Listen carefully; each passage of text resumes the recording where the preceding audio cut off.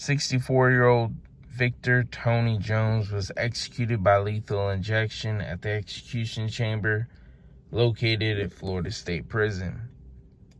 Victor Jones would be pronounced dead at 6:13 p.m. September 30th, 2025. How did Victor Jones spend his final hours on Earth? 4:30 a.m., Victor Jones woke up in his 12 by 7 by 8.5 feet high death warrant cell located at Florida State Prison. He met with his spiritual advisor later in the day, but Victor had no visitors by family or friends in his final hours. What did he have for his final meal? Fried chicken, collard greens, and sweet tea. 6 p.m. would roll around. Victor Jones would be strapped to the gurney in the execution chamber. He would be asked if he had any final words. The answer Victor Jones came up with was no, sir. 6:13 p.m., 64-year-old Victor Jones would be pronounced dead by lethal injection at Florida State Prison. So what did Victor do to be executed? On December 19th, 1990, Victor just started working at a business owned by Jacob and Matilda Nestor, located in Miami-Dade County, Florida. Victor would come to the place that he just started working at, and he would take a knife that he had and stab Matilda Nestor in the neck.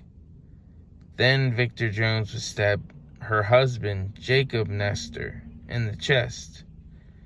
At this point, Jacob was still alive. He would manage to make his way to the office of the business and grab a .22 caliber pistol.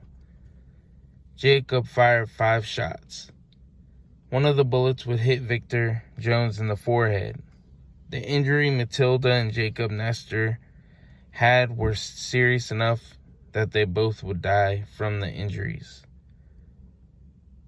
Victor Jones would survive, and police would get to the business to find Victor Jones wounded with money and some other items he stole from Matilda and Jacob Nestor.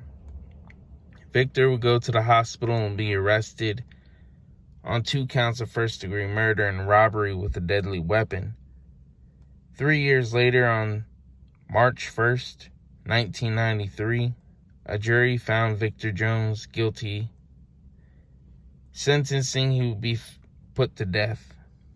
All appeals stating he shouldn't be executed because of Victor's intellectual disability and abuse he received at a notorious reform school run by the state of Florida, but all those appeals would be denied. The rest is history. Florida has been the number one with executions this year in 2025 with 13. They're going for another one here soon. Nestor's only daughter, Irene Fisher, she was there during the execution.